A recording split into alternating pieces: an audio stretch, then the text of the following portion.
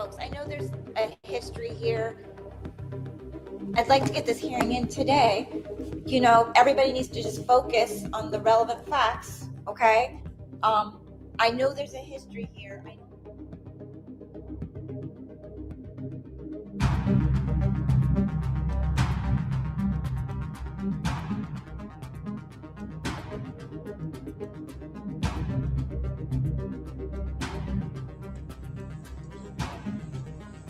Are you talking up by Sunset Mart? Up the hill by the gas station? Yeah. Okay. Why did you? We had to go old school with this shit.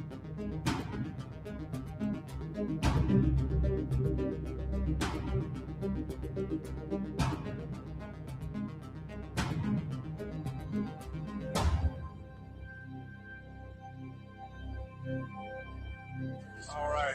Who's responsible here? What's that? Who's responsible here? Whose house is this? Yeah, haven't been drinking or anything, right? No. Okay. Drive careful, okay? Thank you.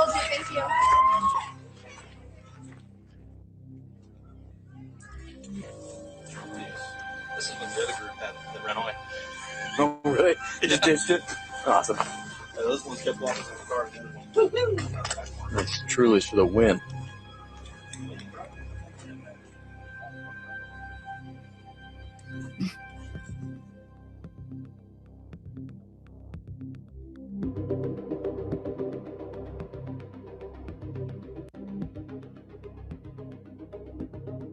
That I was given to. So there was 2 different discs.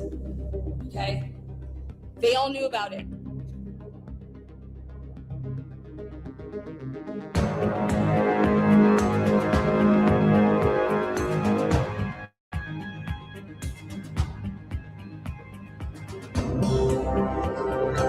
We're not here to talk about the alcohol stuff, okay? Okay, yeah. But this is the second noise complaint we've had here tonight within 2 hours. How are you?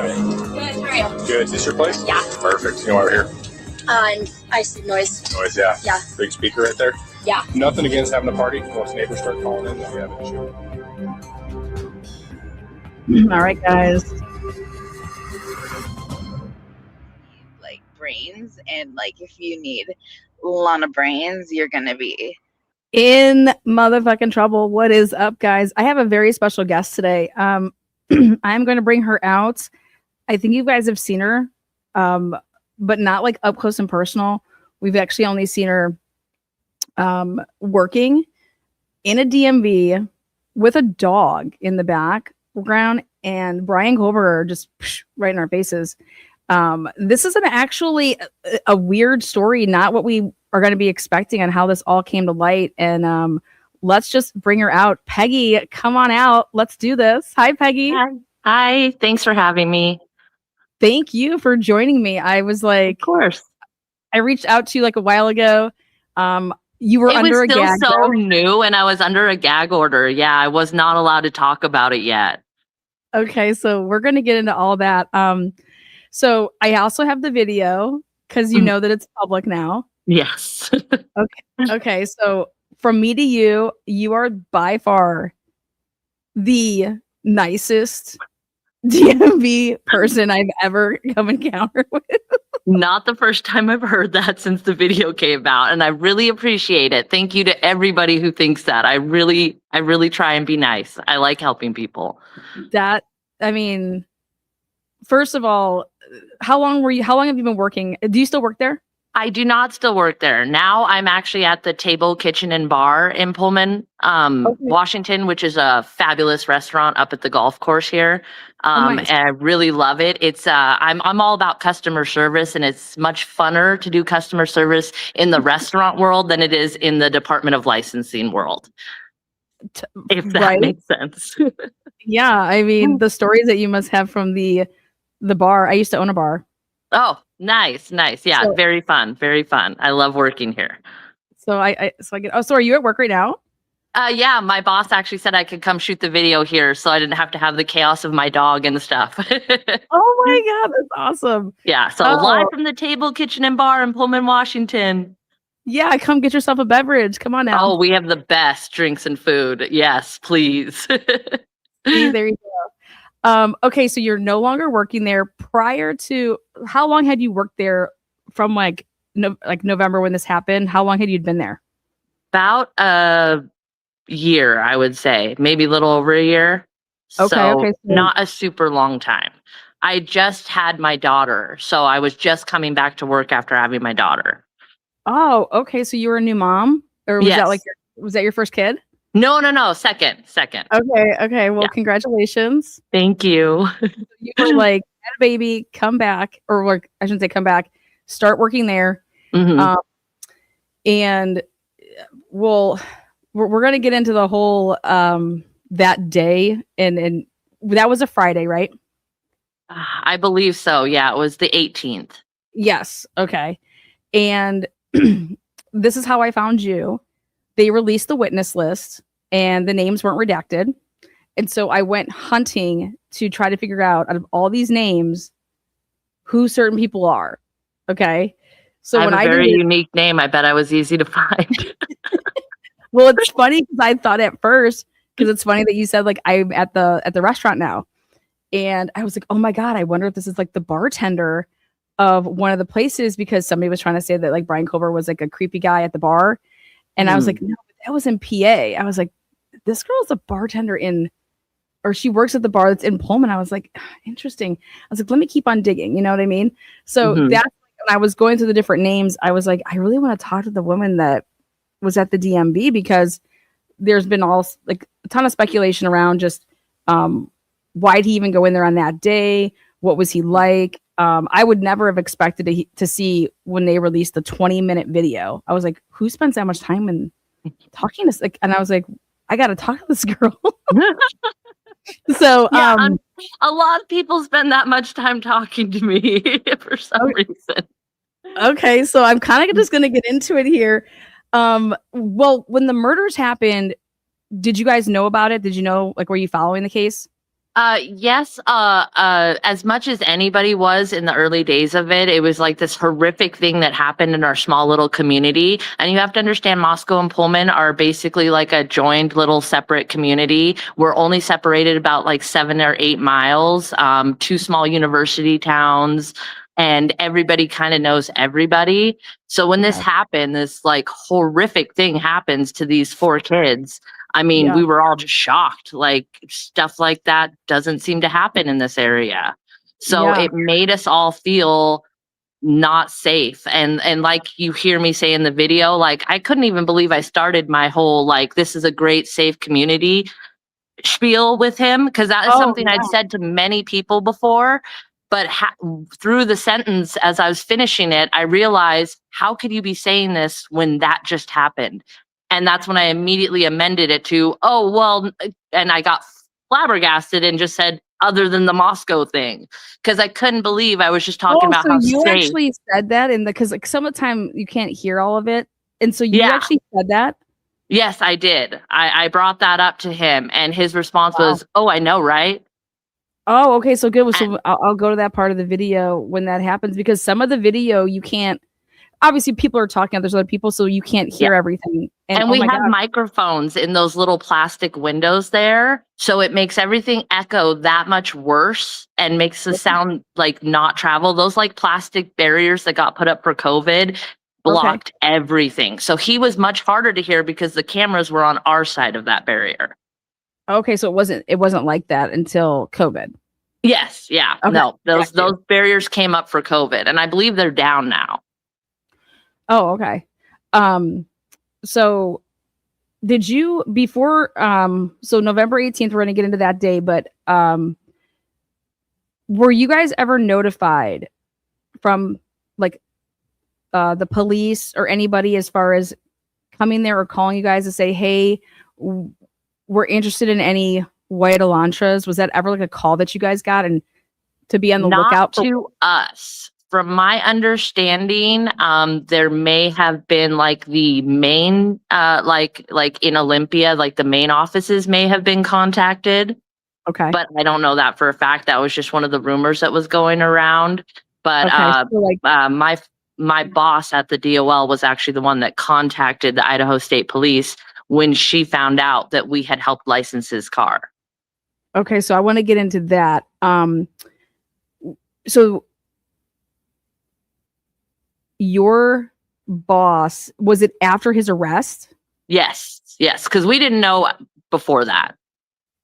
So between the dates of like when they supposedly knew his name, like December 19th and December before they arrested him, you guys weren't contacted? Mm-mm. Okay, so your boss reaches out after the arrest. Did your boss like type in his name and just to see like how did you know that you guys had serviced him?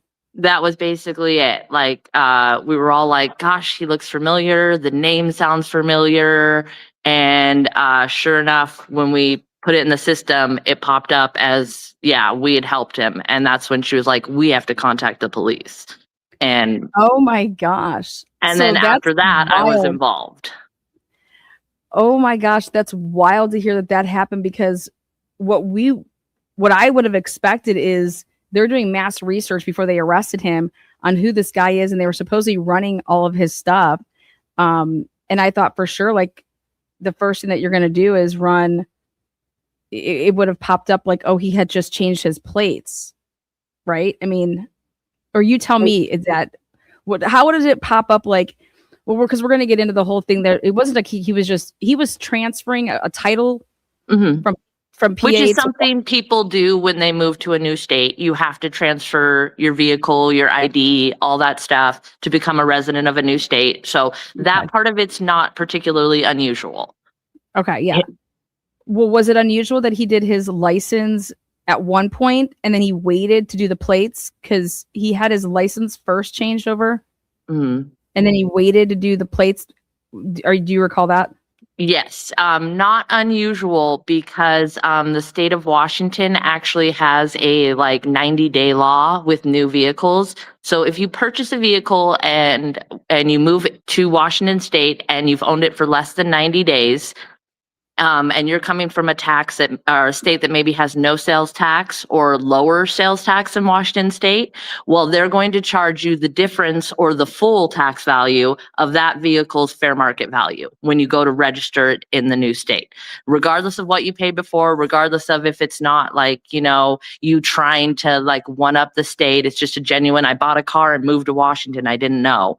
Washington has that law regardless. And what I was told is because Oregon is a border state and they have no sales tax. So people were going to Oregon to buy cars, not paying tax and registering in Washington. And Washington's way around that was to make a 90-day rule because you can't go 90 days without registration. You have to get your car switched over. So he had to, when he first came in, because he'd come in prior to that, we don't know when, and he had asked about changing his license, and someone there had advised him if he didn't want to pay the additional sales tax to wait and come back after 90 days. Okay, so that was going to be my question. So are you under the, maybe you don't even need to be under the impression, are you saying that he bought that vehicle 90 days? Like he had just bought that before he moved out from Pennsylvania to Washington? According to the title. And I can only go by the title issue date.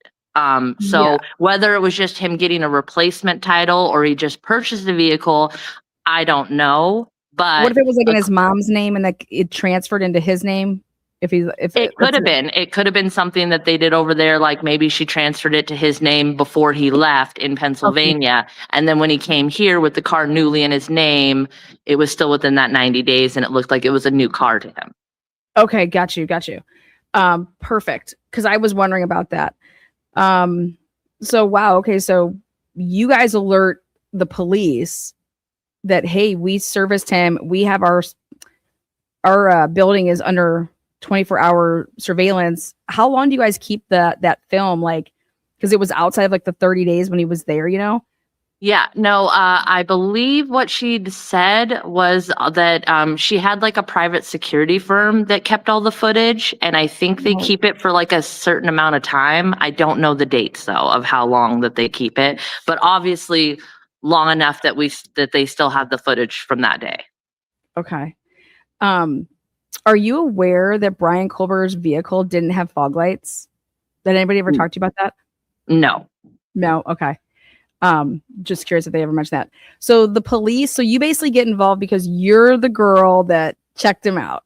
Yes. And they were mostly curious about like how he acted, how he looked. Was there anything suspicious about him? Which it's hard to remember stuff like that Absolutely. over a month and later, sure. when I didn't know that this interaction was going to be placed under a microscope. In the future, like at the time, Absolutely. that Peggy in the video, she just thought it was a regular day, no need to pay attention, just have fun with the customer, get them helped and out the door. A lot of stuff I didn't really recall, like people are asking about whether he had any wounds or injuries. The Yeah. detectives asked that a lot. I don't remember because that's not something I would have thought to note. Yeah. So whether he did or not, I cannot say. Okay. Either way.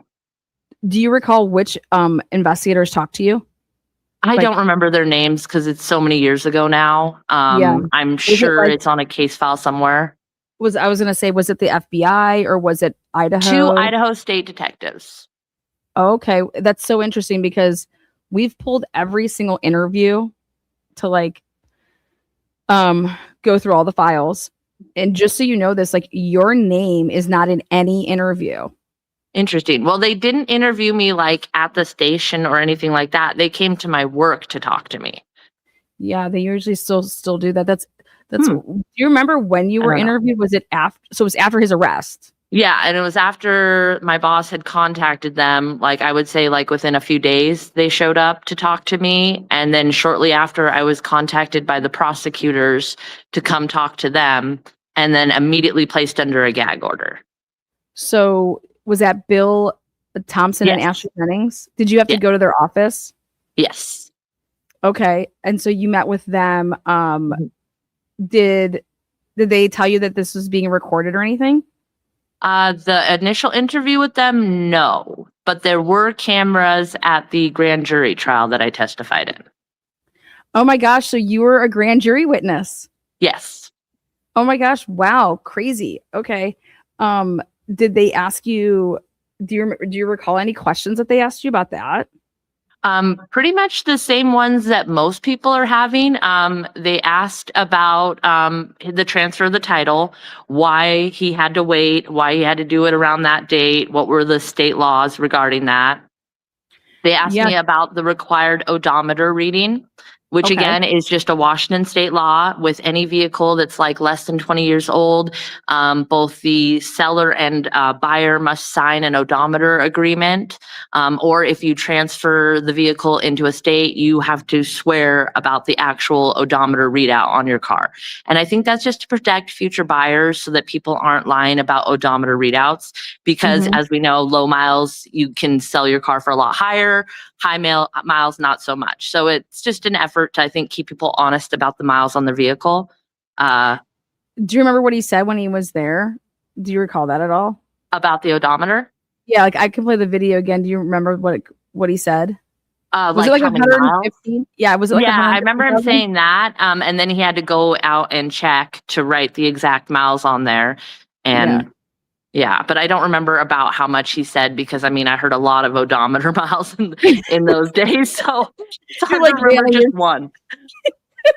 I'm like, come on, Peggy, I know you know. I'm trying. No, that's crazy. Okay, so you go and you meet. Well, first of all, you talk to the detectives, then you talk with Bill and Ashley, and then you actually are part of the grand jury. When did they gag you? Did they gag you long before that? Okay. Immediately when I first went to talk to the prosecutors, they were like, well, just so you know, you're going to be a witness going forward. So you cannot talk about this with anybody, not even your loved ones, your family, your friends, nobody. Excuse me. So I just immediately had to not say anything, which was very strange because it's hard to explain why you're disappearing for, patches of time and have to be like, oh, nothing. I was just running errands. Yeah, and right. Like, people are like, doing what? Nothing. I don't know. Tanning. Yeah, I don't know what to say. Okay, so let me think here. Did you ever get a phone call from Ann Taylor or somebody from the defense? Not initially, not prior to the grand jury trial or initially afterwards, but Right. This last year, in the beginning of the year, I received a subpoena from the prosecution to go testify in the trial down in Boise. Okay. And shortly after that, I received another subpoena from the defense to go testify at the trial down in Boise. And that kind of caused a little confusion for me because I was like, well, I don't understand why I'm getting subpoenaed by both sides. I thought it was one or the other. Well, it turns out it can be both. I didn't know that. And she contacted me shortly after that, and we had a video chat like we are now, but not like live, about why they had subpoenaed me. Okay. Are you allowed to talk about that? Yeah, as far as I know.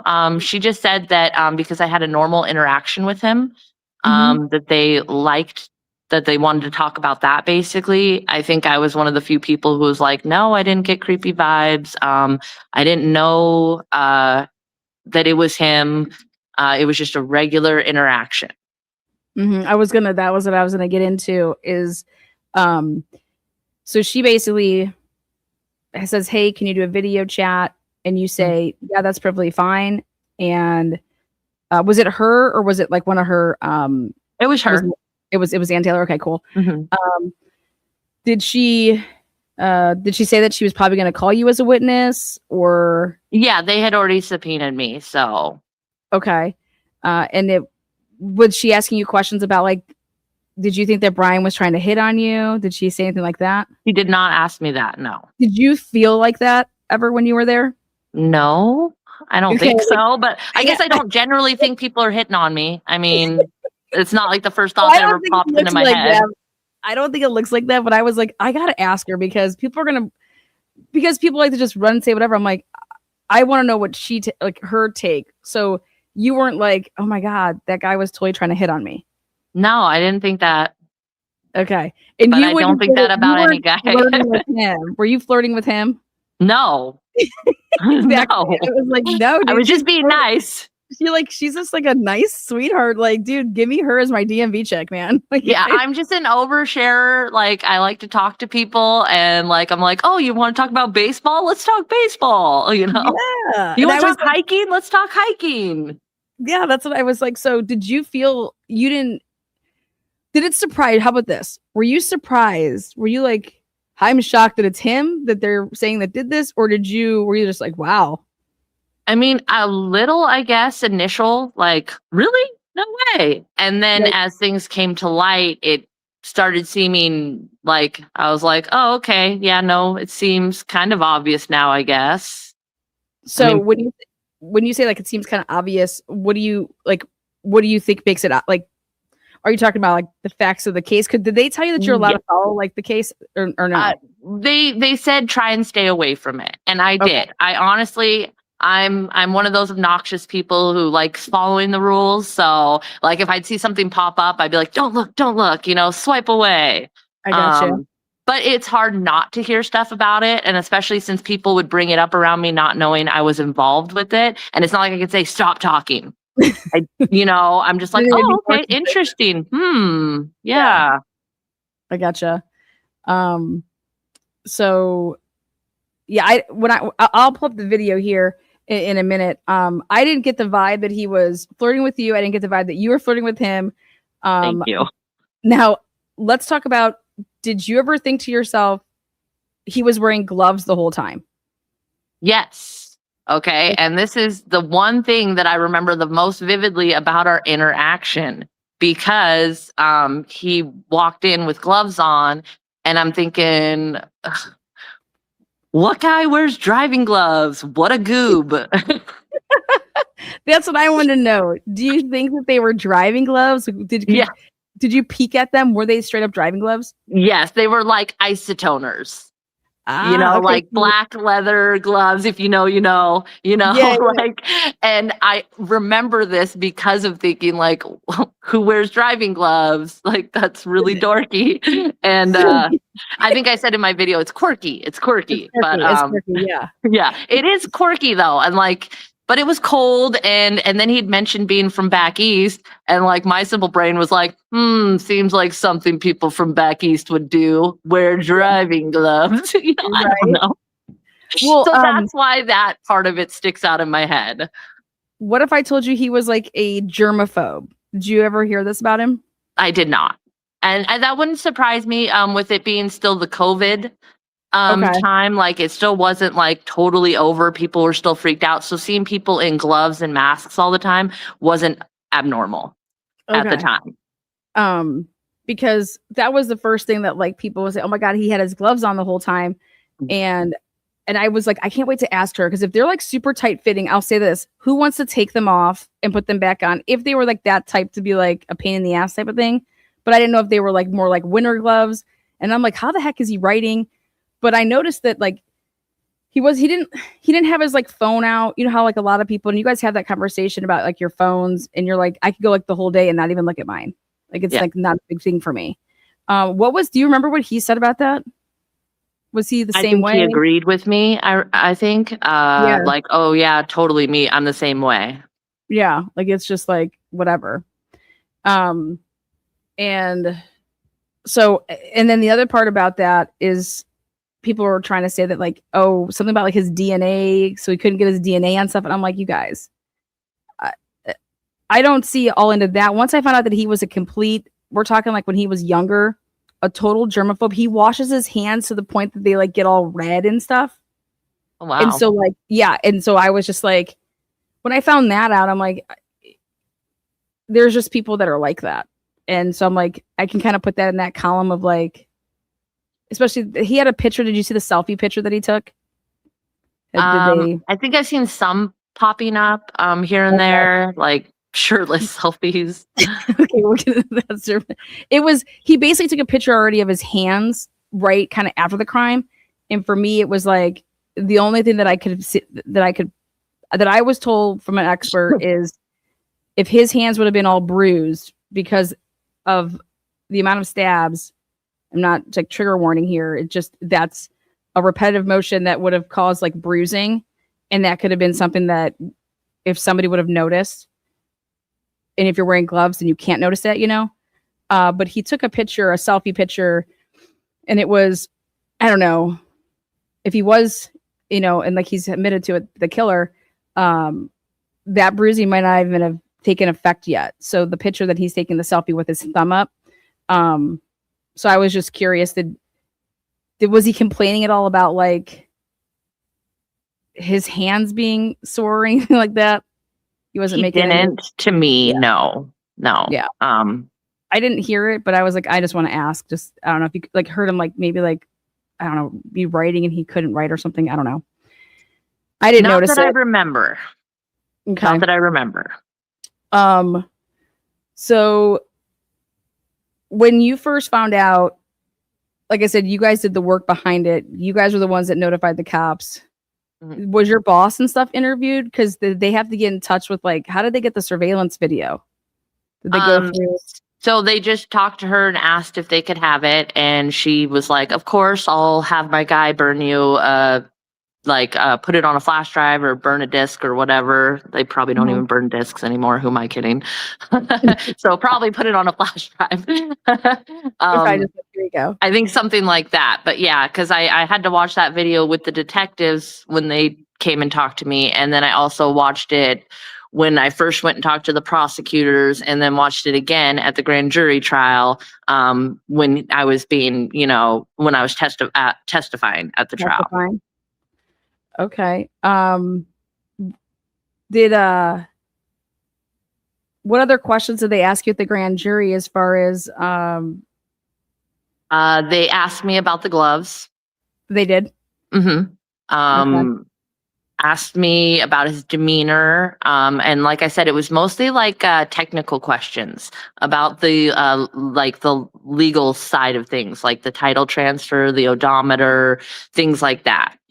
Did you get the sense that they were trying to figure out if he was purposely going there to like mask his car to like change the plates?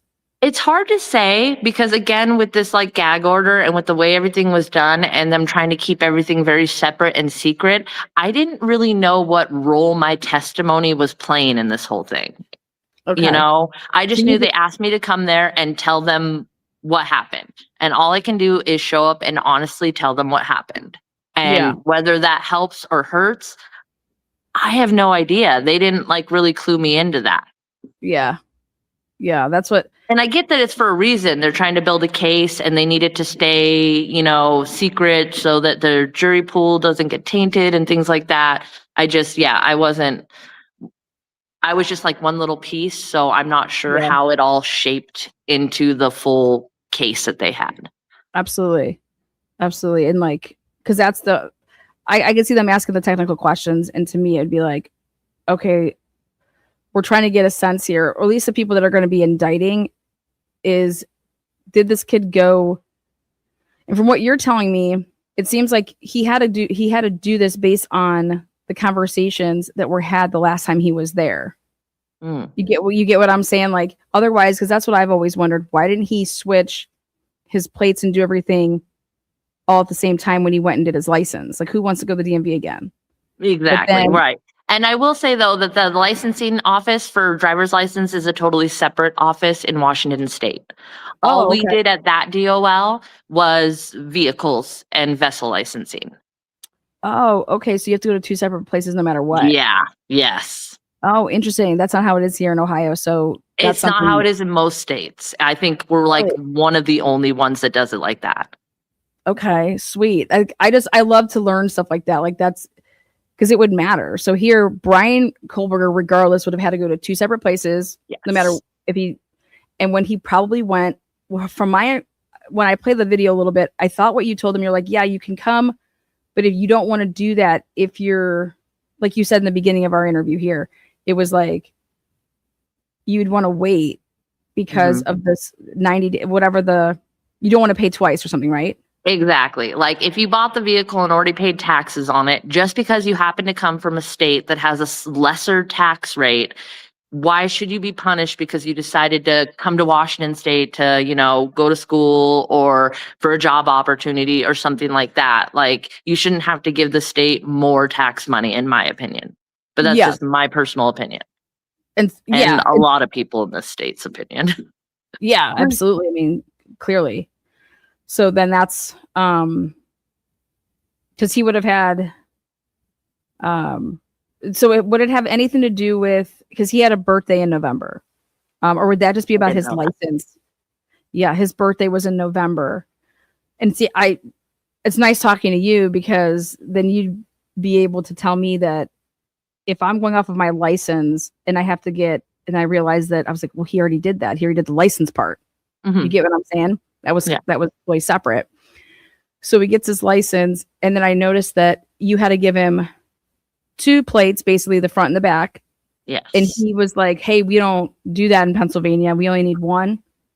That was actually a funny part of the interview with the detectives, because I've actually had to explain this to numerous people moving into Washington State. We are one of the few states that requires both front and back license plates.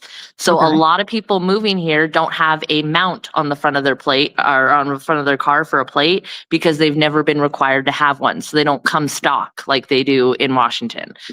So people move here and be like, well, I don't have a place to put the plate on the front of my car. So what I told people was, well, legally you have to have it on the front of your car in Washington State, but I see a lot of people put it on their dashboard, you know, just so that they can show, you know, I do have the plate, you know. And I as I told him, like I told other people, I'm like, I'm not sure the legality of this, but I just know some people do that if you're worried about having it displayed, but you do need to get a mount, you know. And as I'm watching this with the detectives, they both just kind of turn and look at me, and I'm like with that look, like, are you giving him illegal advice? And I'm like, I didn't mean to. Like I said, I don't know the legality of it. I've just seen people do it. Awesome about it. You're just like, I don't know if it's legal, but I just see people that are doing it. Like, yeah, but of course I'm saying this, and it's on camera, and these cops are like, "What?" You know, they were messing with me a little. They weren't being like 100% serious, but they were kind of like messing with me a little bit on it. Like, "Oh, really now?" And I was like, "Oh gosh, man, the one." Of course, this is forever like attached to me now that I said that. Like, what is this girl saying to him? Like, why is she telling people to do that? That's not legal. And I'm like, you're like, hey, I don't know what's it. So basically, he didn't have a mount then. So no, he was like, do you remember that? He tells you, like, I don't even have a mount. Because in Ohio, we don't He have to didn't have. say that specifically. He just said like we don't have license plates on the front of our car in Pennsylvania. And I was like, well, if you don't have the mount, you can, some people put it on their dashboard, but you do have to go to like an auto parts store and purchase a mount so that you can mount your license plate. Yeah. Dude, this is mind blowing to me because I just checked again to like type in like even just like PG, like your initials. Girl, for as much as you talked with them, none of this is like is in recorded documents. Like they have to have like reports on this. Anytime that they will talk to a witness, like they have to like say like I interviewed this person, this is what happened, blah blah blah. And I'm over here like you had a lot of sit downs, and basically Ann Taylor wouldn't have known who you were had you not testified for the grand jury, because then that's how your name would then at the very least, when she gets to see who are these people testifying at the grand jury, who's this Peggy woman, and then, oh God, Peggy was working at where? And she testified about X, X, Y, and Z. Like, I just can't believe that your name is in no interview files. Like, I had no idea. I don't know why. I mean, I talked with several people. I'm sure they could confirm it. Oh no, absolutely. This is they've been just trying to hide stuff from us, and it's like, oh, okay, it makes it look shady. You know what I mean? It's like when you're doing a FOIA request, the whole purpose of that's what the whole problem was in this whole entire case was everything was a big secret, and it's like you're not even giving the information to the parents. Like, these parents deserve answers. Absolutely. Yeah, 100%. I'm a mom. I agree with that 100%. You give the parents every answer you can. And, but the only thing I can think, what? Everybody loves you, by the way. Everyone's just like, really? Peggy. Oh, yeah. Oh, thanks, guys. There's like 1,200 people in here, and they're Peggy fans, okay? Oh, that's so sweet. Thank you. Yeah. I was like, people are going to love you. You're such a sweetheart. I didn't mean to cut you off. I just wanted to show you that. No. That I appreciate that. That's very sweet. Thank you. What were you saying there? I'm sorry. I was just talking about. I was just shocked that your name wasn't in any of these reports. The only thing I can think is because of how small this area is, I know that they were really, really worried about a tainted jury pool. And I know that here, like, you have a bad day at work and your fifth cousin twice removed knows about it within an hour. Like somebody you haven't talked to since birth knows about, like it's a small town and things travel lightning speed. Like you'd be surprised, like social media's got nothing on small town gossip. I bet. So, I mean, that's the only thing I can think is why they would have such a heightened secrecy about it. Not trying to justify anything. I'm just saying, like, I do know for a fact here that things spread very, very quickly. Yeah. How many times did they have you come back to the grand jury? Did you just have to go once, or did you have to? It was just the once because it was just the trial. I had to go to the Moscow courthouse over in Idaho and basically walk down this like blacked out hallway where the windows were all blacked out. And go into this like little windowless room and sit for a while until I was called. And then they brought, me out there. And I had to go up and be sworn in, and it was just the judge, the jurors, and then all the lawyers. Oh wow, okay. Yeah, and then they played the video and asked me questions and paused it to clarify different things as we watched the video. Gotcha. Well, let me think here. Okay. Since it's a small area, are you familiar with a woman by the name of Molly McMichael that would have been involved in this case? Did she ever come into the DMV or whatever? What do you guys call it? DOL? What do you call it? It's Department of Licensing, but basically it serves the same function as the DMV, just a different name. Okay. I don't recognize that name specifically, but I do know a lot of people here by face or first name. So sometimes I don't always know everybody's last name or even sometimes everybody's first name. Oh, she sometimes goes by Molly Sagoda, and what if you met Molly, you would not remember her. So maybe I'll show you a little clip of Molly. She's one of my favorite. I say characters in this. She's a character, man. She's a hoot. She's a witness. She's a witness. Yeah, no, I haven't heard any of the other witness names. Yeah. I want her to interview with me so bad. I told her, I said I'm going to put up a billboard in Moscow saying that Lana Oriani is trying to get in contact because there's no way to contact this woman. And I'm just like, how do I get in touch with this woman? Am I going to have to go to Moscow and like just, be Hunt her marching down. around? Well, there's Yeah. not many places she could be in Moscow, so it'll be an easy hunt. Right? That's what I'm just like, come on, Molly, I will buy you. We'll go to your restaurant, Molly. We'll have some beers. We'll, we'll have some food. We'll have Peggy as our waitress. Like it'll be a win-win. Heck yeah. Right? Come on down anytime. Yes. That's what I've been jokingly telling people because they're like everybody thinks you're so nice. I'm like, hey, if they don't, they're like, there's no way you're a real DMV worker. I'm like, if they don't believe me, they can come see me at the table, kitchen, and bar anytime, and I will prove to you. Don't even tell me that's why you're there. Come in secret style, and you'll see that I'm just that nice. She's like, this is just who I am. Yeah, like I can't help it. What else? So you had to keep this from your family, Yes. like everybody. When you could finally, did they give you a call when they said, did they call people and say, like, hey, you're ungagged? How did that work? No, I actually I heard from someone else that was like, "Oh my gosh, did you hear Brian Kohlberger just pled guilty?" And I'm like, "What does that mean?" And they're like, "It's over. He pled guilty. He's going to prison." And I was like, "Oh, interesting," And of course, I'm not saying anything at that time, but in my mind thinking, am I done? Am I free? Like, is this over? Am I free? So I went home and I have phone numbers to contact them, for information whenever I need it. So I called my contact over there and she was like, that's what we know. We have a list of people to call. You're on that list.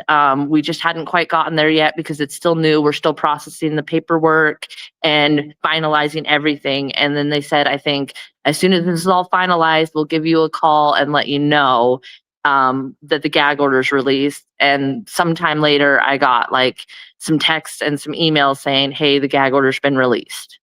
Yeah. Hitler released it. So, and that's when I was like, basically there was only like a handful of people that were still, if they were like in NDAs, or if there was like, because now there's like a separate investigation into the leak. Somebody leaked Brian Kohlberger's entire phone to Dateline. Oh, I didn't know that. During the gag order. And it happened. And so his whole entire, like, if you were to watch like the Dateline episodes, it was putting out all the stuff that's basically inadmissible. It is just wild. I've never seen it happen actually Dateline usually gets that after the fact. Yeah. They actually did a bunch of episodes with material that they had no business of having. And so they were doing like a separate investigation into who leaked the material, because basically some asses are going to be rolling. But I believe it. yeah, I did kind of wonder how stuff was coming out the whole course of that, like interviews and shows and documentaries. And I'm like, how are these people talking to them? Aren't they under a gag order too? Like, I did have a friend who is in the media here, and he contacted me on behalf of a friend because he knew I worked at the DOL. But he didn't know like all the details, and he was like, hey, I know you worked at the DOL. I have a friend who's writing a book. And I was like, I can't talk about this. Like, I have no information to give you. Oh, that was James Patterson. Apparently so. And I don't know how that book got put out before the gag order was released, but all of this stuff was going on. I didn't talk to anybody. I did like they told me to. I shut up. Yeah, you're like, I was following the rules. Yeah, I don't want to go to jail.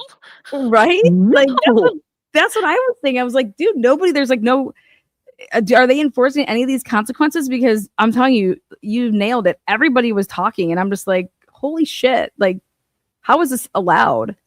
Because it's not supposed to be happening. But what else? Okay.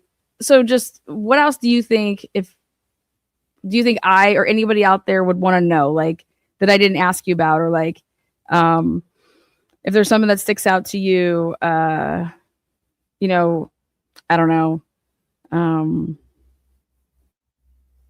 anything during this process, like with like, obviously you've never been in a situation like this, right? You're like, this is no, definitely not. This is a first. Right, exactly. Yeah, I was just like, I mean, I don't know. Like, I feel like we kind of covered everything that I thought everybody was kind of wondering about. Yeah, not. I don't know what else more I could add. My part in this was so how small. skinny? Do you recall? Like, was he super skinny in person? Yeah, very skinny, tall guy. Very skinny, tall guy. Yeah. Okay. Did you get? But not like unhealthily skinny, like unhealthy skinny. Like he was just a slender guy. Okay. Yeah. I was trying to think what else. What else do you guys have in chat? Let's see if anybody throw up some questions. I'm trying to think. Did TMZ contact you? They did not. TMZ, what's wrong with you people? I know. I was surprised too, because everybody's like, TMZ dropped this video of you. I'm like, they didn't contact me. This is the first time hearing of it. You know, I don't know. I know when I got the text from you, you're like, hey, the video's out. I'm like, I saw. I'm like, you ready to do this? What's up, girl? Yeah, like that definitely made me feel better about talking about it. Like even with the gag order released, it still felt taboo to talk about it. And then once the video came out and everybody's like, we have so many questions. I'm like, I'm shocked. I didn't think anyone would want to hear from me, but I'll answer your questions. I have no problem with that. I wasn't allowed to talk about it for like 4 years. So let's go. Yes. How about this? The dog walking in the office. Is it like that is the boss's dog? The boss's dog? Yes. Yeah, that is Butch. Okay. Yeah. Here's a question I got for you. Did you think his eyebrows were really bushy? The dog or Brian Kohlberger?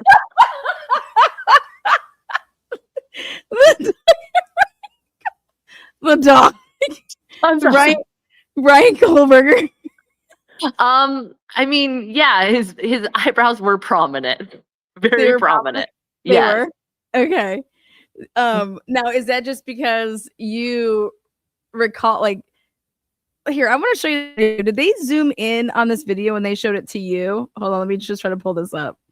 I'm gonna share the screen really quick. That made me crack up. The dog, right? Here you go. Okay, there's you, right? Yes. You have to have it and watch the tape, but you don't have to prove it with us. I do need to know the exact miles that are on your car right now. Is this the type of video that they showed you? Was it zoomed in? They did show me both angles. They didn't zoom it in at all. And I will say that the video that TMZ dropped, that's been dropped online, the audio is much clearer than the original.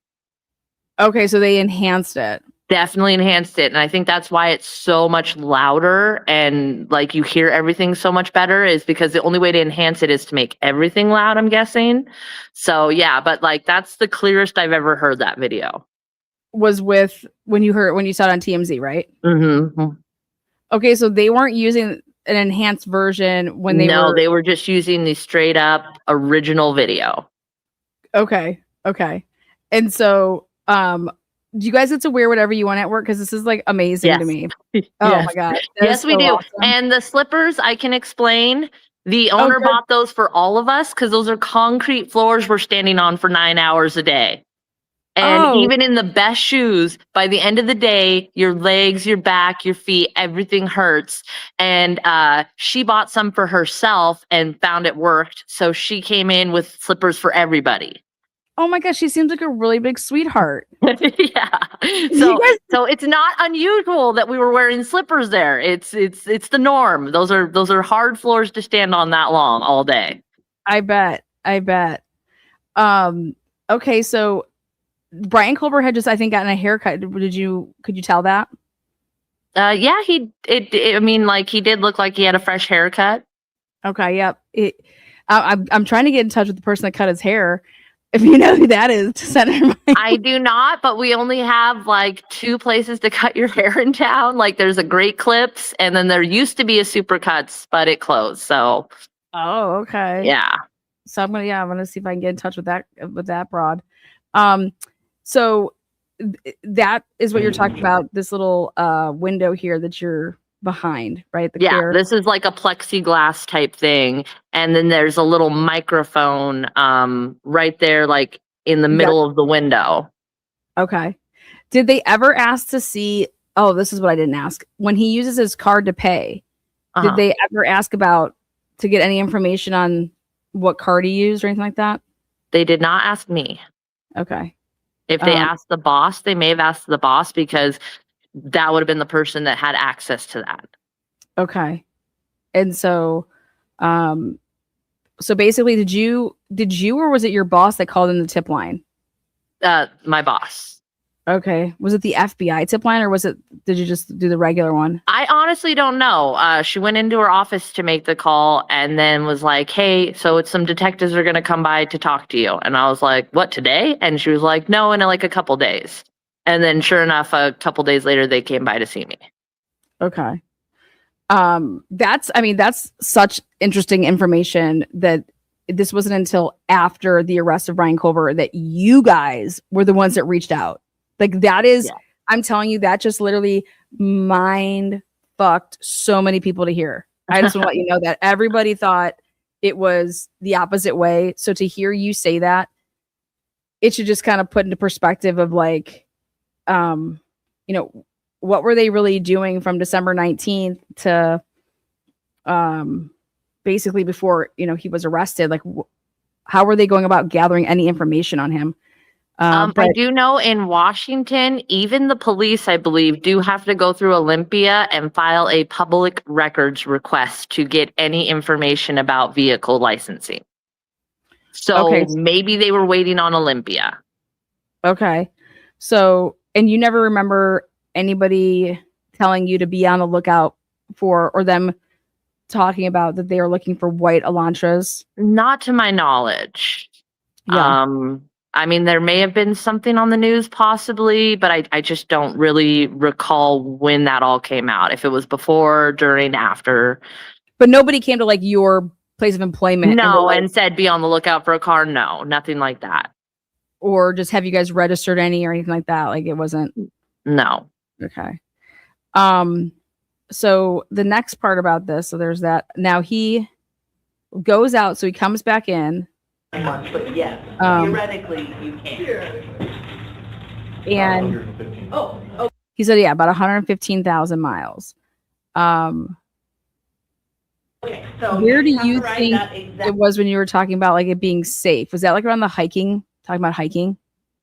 I think it was when we were talking about moving to the area, and I was saying I'm from the Bay Area, that I like it much better here because of how quiet it is. I mean, when you grow up in the Bay Area, it's loud, it's dangerous, it's messy, it's dirty, everybody's angry all the time. So living someplace like Pullman is like a huge breath of fresh air because everybody's so nice and it is safe and quiet.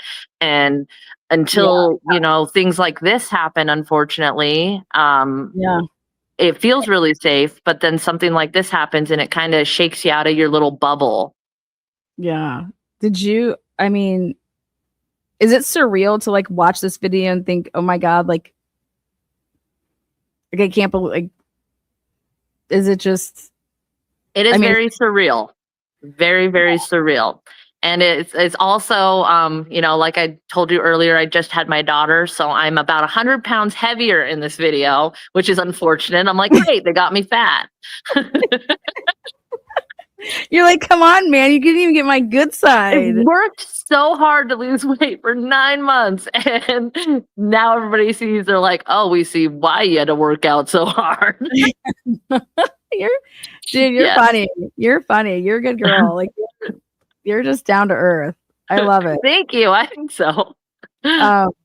That's I'm trying to think. Wow. I'm shocked that I did not come across your name in any of the reports. I'm going to do a FOIA now again on it. And I'm going to use your name to see if like, oh, we found these, okay. And then once I get them, I'll email them to you so that you have them as well.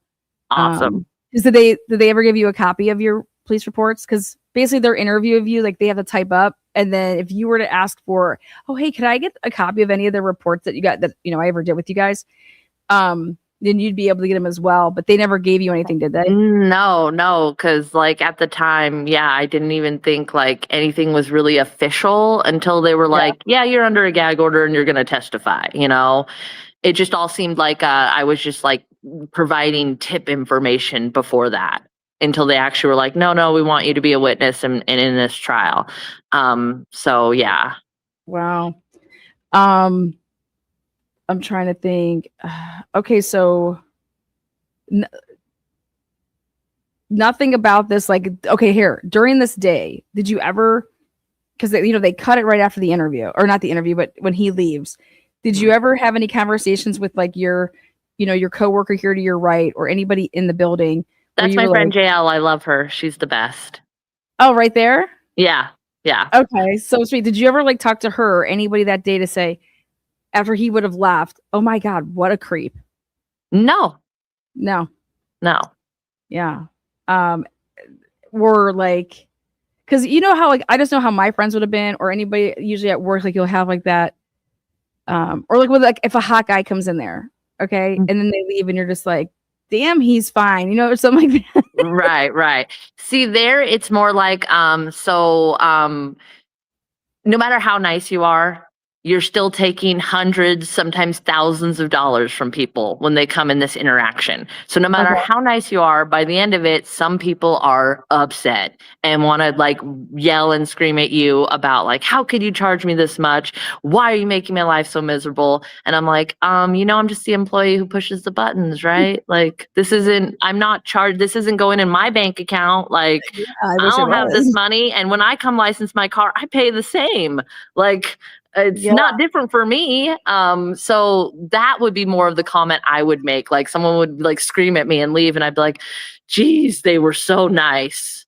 Yeah, I'd probably be like, that fucking asshole is probably what I would have said. Like, well, that's the implications. Like, wow, did not have to like jump down my throat, dude. Like that was messed up. But not really like that. And like, I mean, there were like people that would be like jerks or like, strange, and you kind of like turn, you're like, whoa, that was weird. But this particular interaction was not one of them. Yeah. When I've watched it a couple different times, and I just don't see anything about it. The only thing I thought was that somebody could say it was off is to watch him. I mean, except for him being a Yankees fan. Right. And you called it though. You're like, and I was shocked to find out that he was a Yankees fan, but then he's talking about the Brooklyn background, and which makes sense then, Yeah, that's what tied it together Yeah, like my mom's a Atlanta Braves fan because of, my great grandma. I'm a San Francisco Giants fan because of my grandma. Yeah, see, there you go. Yeah. But oh God, we used to watch because the Braves were always in the World Series back in the day. Oh God, yeah, they were. They were just always, and we were always the Dodgers. Yeah, yes, they were. They were just. We were always going on vacation in October too, so it would always time up. We're watching the World Series, always in Florida, and it was like the Blue Jays, the Braves. It was just like nonstop. But anyways, did you guys end up getting? I don't even know. Did you guys end up getting Judge? When did he go there? I know you guys were talking about it. You and Colbert were talking baseball. No, we didn't get Judge. He stayed with the Yankees. And I think I even said that in our conversation. I said, oh, yeah, there's talks. He goes, you might get Judge. And I'm like, oh, we won't get him. This is what always happens. There's always a big talk about the Giants landing this big superstar from another team. And last second, they either go somewhere else, like freaking LA, or they stay with their original team. So I called it. I was like, it's not happening. You called it. Yeah. What else was I going to say? Let me think. We got the dog, the doggy. I was curious about the dog and the dog's eyebrows. We got that all check. Yeah. Have you ever heard of a name, Brent Kopaka? No, I don't think so. Okay, just curious if the police ever asked you guys about that. And nobody was in his car, right, when he was there? No. Okay. It was just him. All right. Yeah. I mean, I told you it'd be about like an hour. And Hey, look at that, an hour on the money. I know. What do you think about your first experience here doing like a interview through a StreamYard service like this, like on YouTube? Definitely interesting. I've done like Zoom stuff with my kids, so like I've had to do like the video chatting. But like this is the first time like anything like this, and it was definitely a pleasure talking to you. You're super sweet, down to earth. It was nice getting to laugh with someone about this, because it's a horrible situation what happened. Like I'm not trying to trivialize what these families and what happened to these poor kids, but my part of it, like it's just nice to let some of that tension out about it. Yeah, I mean, I couldn't imagine that you had to stay quiet for how long? Almost 4 years. Yeah, that's insane. Yeah. And I'm trying to think if I can think of other things. If I could message you and anytime get the answers in that way, I can like just post them up or whatever. If there's talks about Brian Kober ever appealing this, which has been in the talks, did they ever mention anything to you about like? They have not. Okay. At this juncture. So I do not know anything more than anybody else does. Yeah. So one of your friends is in chat. I saw she was in here earlier. She's super sweet. Dee? That's my friend Taryn. Hi, Taryn. Oh, see, there you go. I have to say hi to Clark and Derek as well. Dee, give the love up, man. And my brother Patrick. Love you, big brother. Aw. Are they watching? Do they live in your area, or are they around? Some do, some don't. Like some of my friends my brother is down in the Bay Area where we grew up. So yeah, he's down there, but he said he would be watching tonight. So, and it's his birthday tomorrow. So happy birthday tomorrow, old man. Yeah, I was gonna say April Fool's Day. He's the day after. Yeah, the day after. Yeah, we joked that was the prank. That was April Fool's, Mom. How long was she in labor? Probably forever. I do not know. We're actually Irish twins. I'm only 11 months older than him, or younger than him. So we're actually the same age right now. Until tomorrow? So tomorrow he will officially be my older brother again. But right now he is not. You're my equal, Patrick. See, look out. Well, Peggy, you're awesome, and thank you. You've given you answered way more questions than you gave us so much more information than we had. And for me, that's what it's all about, is weeding out like the rumors and getting all like, here, this is the factual stuff. And I just can't thank you enough for trusting me to come out here and, tell your story, tell your experience in the case. And thank you. Thank you so much for giving me your time. You're so welcome. Thank you. And I know that you have TikTok. Do you do TikTok? I do have TikTok, just Gunn. Do you want me to tell people about it, or do you use it? Yeah, I do. I've actually been posting answer videos on there. One of my friends suggested that I go on and start answering some of the comment questions. And I've been doing that, and people have been liking those videos so far. So thanks, everybody. What is it called? Is it for them just to go Gunn? Just Gunn? Yeah, JUSTGUN. Okay, sweet. Yeah. Well, thank you so much. And thank your boss for letting us crash the party. Absolutely. Thanks, Chef Michael. Oh, look at it. But I'll be in touch. And then I'm planning on coming out to that area soon here. And when I do, I would love to come out and buy you, lunch or dinner. Absolutely. Okay, come. We'll have drinks and eat at the table. Yes. Yeah. It'll be awesome. Thank you so much, Peggy. Again, guys, she's awesome.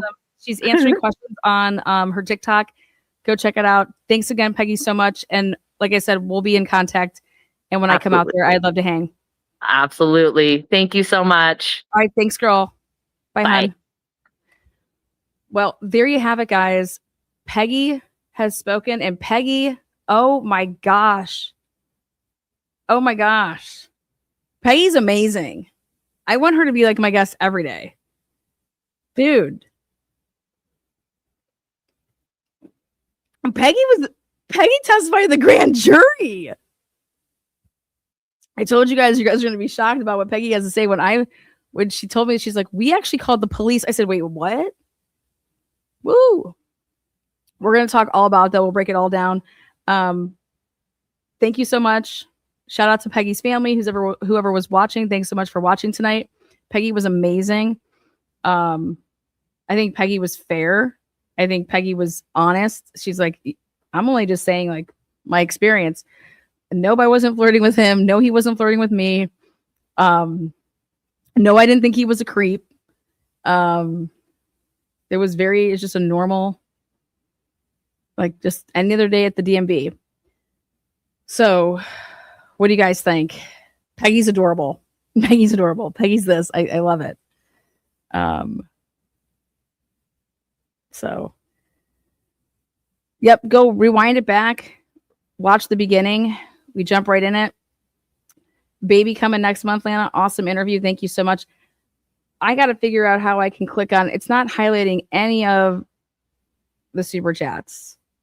And so crazy. So I'm going to try to scroll up here, but I got to figure out what's going on with the StreamYard. I'm going to send her some Molly pics, see if she knows who Molly is. Maybe Peggy can get me and Molly hooked up. So maybe when I'm in the Pullman, Moscow area here soon, I can just do my interview with fucking Molly in person. But